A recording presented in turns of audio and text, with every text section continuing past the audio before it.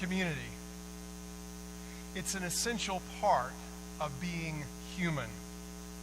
We may grumble and complain about how various communities we've been part of have disappointed us, but we cannot exist outside of community.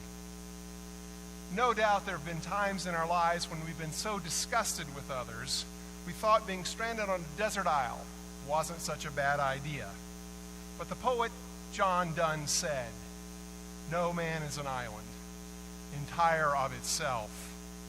We exist in community, for good or ill. There's a hunger in our heart for community, to be truly known and included. That desire to be part of something greater than ourselves, to be welcomed in all our quirkiness, found a home on NBC from 1982 to 1993 in a sitcom called Cheers. The theme song said it all. And if you'd like to join in singing with me, please do so. Making your way in the world today takes everything you've got. Taking a break from all your worries sure would help a lot. Wouldn't you like to get away? And here's, those beats. Sometimes you want to go where everybody knows your name, and they're always glad you came. You want to go where you can see troubles are all the same. You want to be where everybody knows your name.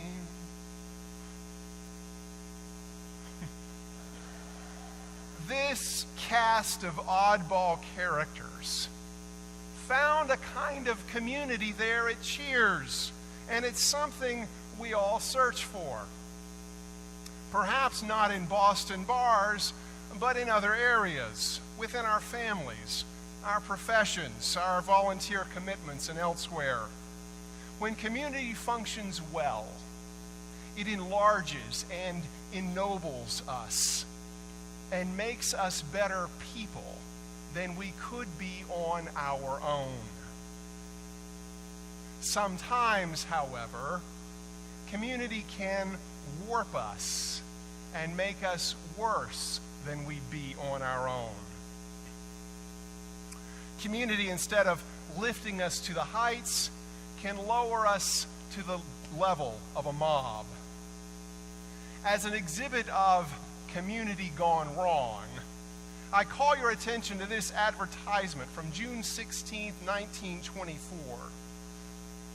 There on the left, you'll see Ku Klux Bill, the world's youngest Kluxer, dressed up in his finest toddler-sized Klan robe, waving an American flag. The advertisement reads, "Klansmen won't have to go far to find friends in Platt National Park, the Klan playground of the Southwest, a good health and pleasure resort where Klansmen and their families can find wholesome surroundings and a Klan atmosphere. A good program and parade, Klan Day, June 16th, 1924. And here's the best part. Come Sunday and visit our churches. A fine place to spend your vacation." Now, I'd like to tell you this KKK flyer is simply a relic of a distant past in a chapter forever closed in American history. However, July's mayhem and murder in Charlottesville, Virginia, reminds us that racism is alive and well in America. Community can either transform us, as in Cheers, or deform us like the KKK, depending on its purpose. We're looking today at community and how we learn and grow within it.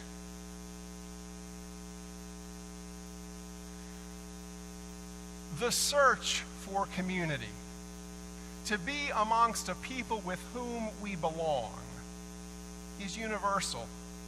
All of us yearn for our true home, to be on a team with others with whom we share common values, common goals, and common dreams.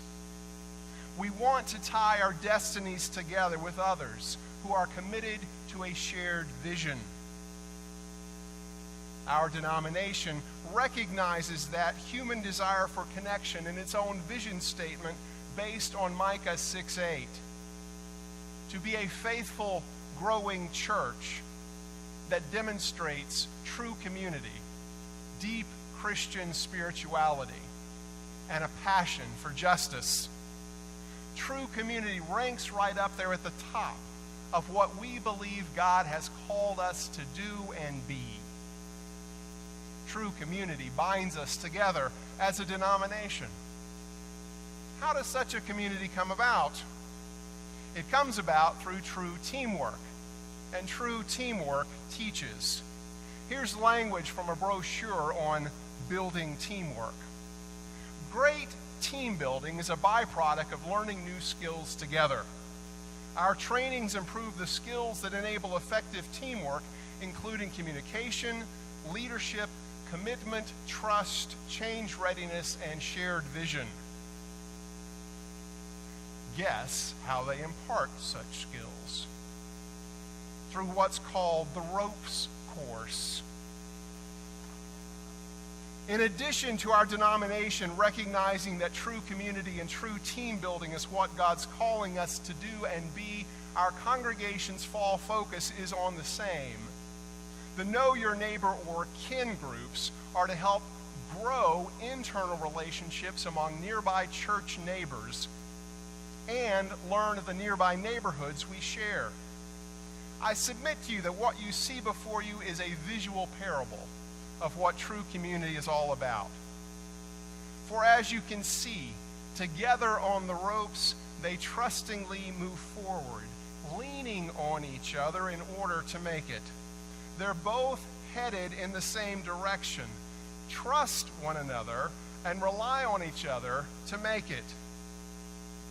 Sometimes in our lives, we're on the ropes and reeling from too many body blows from life and feel as if we'll wobble and fall off the high wire. It's only because we're leaning on someone else that we can go forward with life. A ropes course can teach us about true community. Not surprisingly, Jesus teaches about true community with a rope course of his own by the Sea of Tiberias.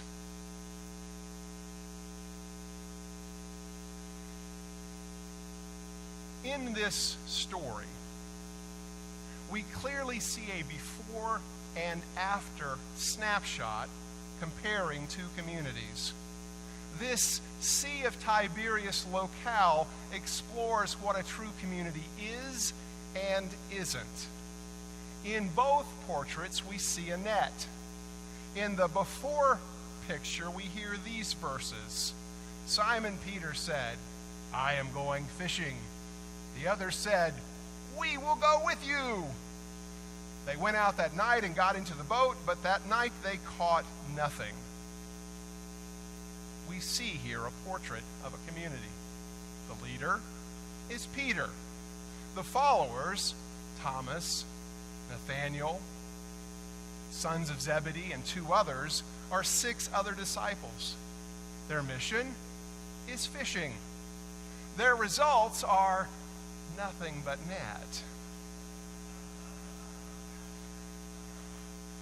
They spend a night fruitlessly tossing nets, squinting at the inky depths, their blazing torches at the prow and stern, insufficient to pierce the waters and reveal where the fish are.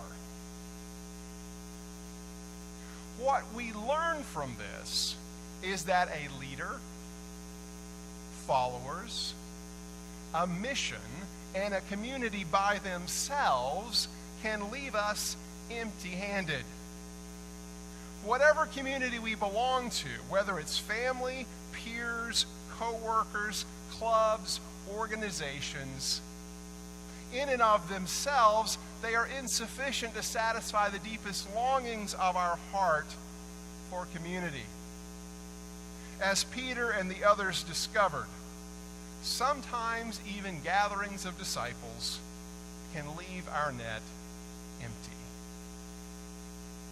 We can have strong leaders, willing followers, a compelling mission, and still wind up empty-handed.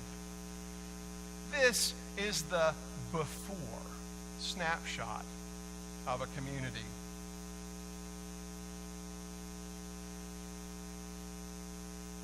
Let's talk about the after snapshot of a community. It's the same place, the Sea of Tiberias, but something has changed. Let's hear what the hidden Christ says. Children, have you no fish? They answered, no. Cast the net to the right side, and you will find some. They were not able to haul it in because there were so many fish. Jesus, being who he is, sees the predicament of his disciples and comes to them. He cares about them, calling them children, a term of endearment. He wants them to succeed in their mission and comes and asks how they're doing. The disciples, to their credit, don't say, "Are you blind?" They give an honest answer. "No, we haven't caught a thing."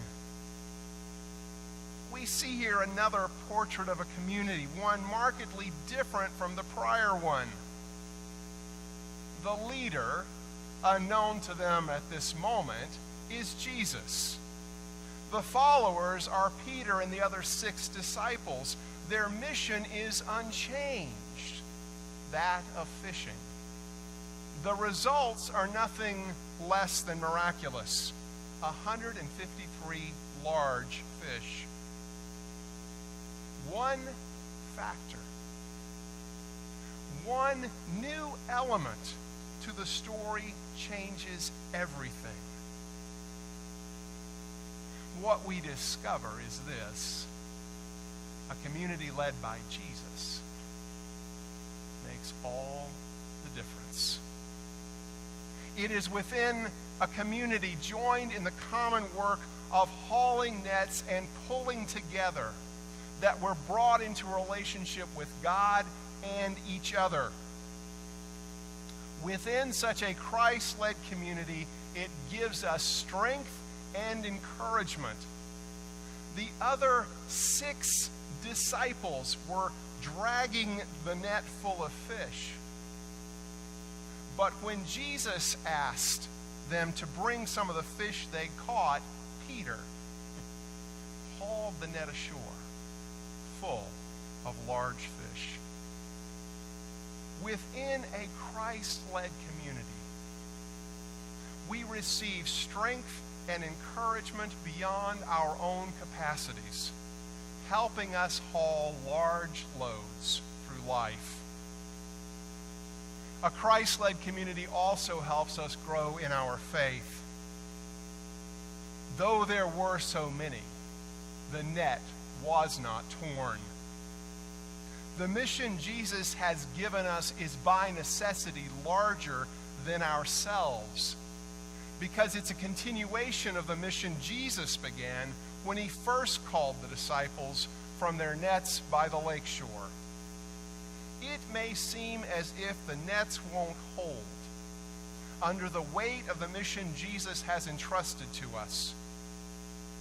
However, as we learn and grow in a Christ-led community, we discover that the more we trust God, the more God provides.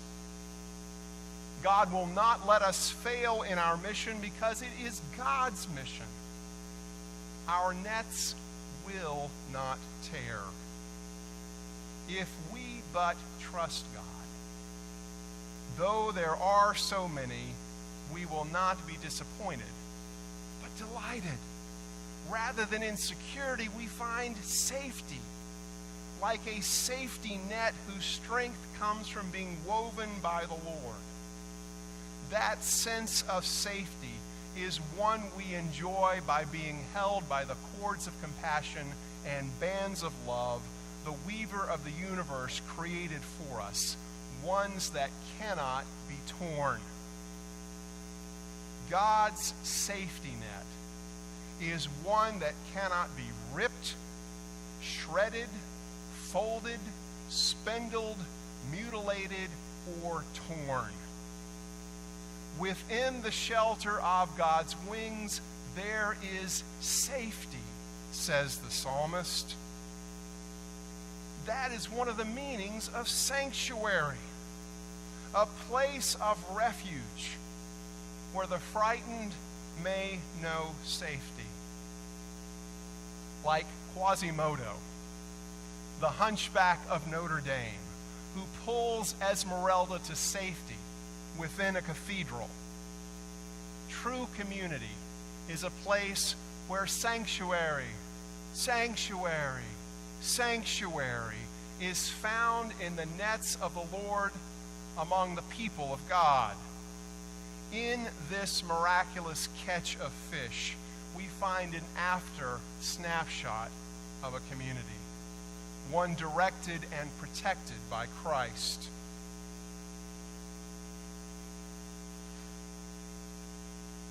There's more to the after snapshot of a community than simply a miraculous catch. There's another important component to this story. As the gospel says, when they had gone ashore, they saw a charcoal fire there with fish on it and bread. Jesus said to them, "Come and have breakfast." He took bread and fish and gave it to them.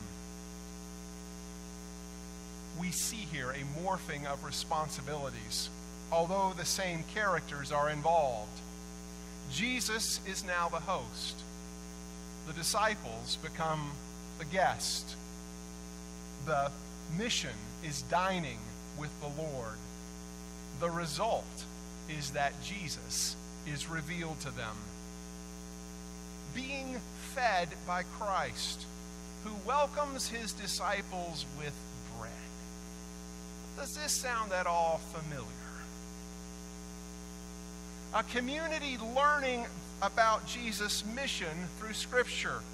A community growing in faith with Jesus at his table. We hear the Scripture so that we may learn and do Jesus' mission. We come to the table as guests to dine with the Lord and have him reveal himself through bread and through cup. What we discover is that joint work under Christ's direction and protection leads to a resurrection meal at Christ's invitation. Under Christ's direction, we lean upon each other as we walk the tight ropes of our lives, knowing the victory meal awaits us. Through learning and growing in his ropes course, we develop communication, leadership, commitment, trust, change readiness, and a shared vision. By participating in the Know Your Neighbor groups, we grow relationships we have with people we're already worshiping with and learn of the nearby neighborhoods we share. We strengthen the ties among us, in order to cast a wider net in our communities.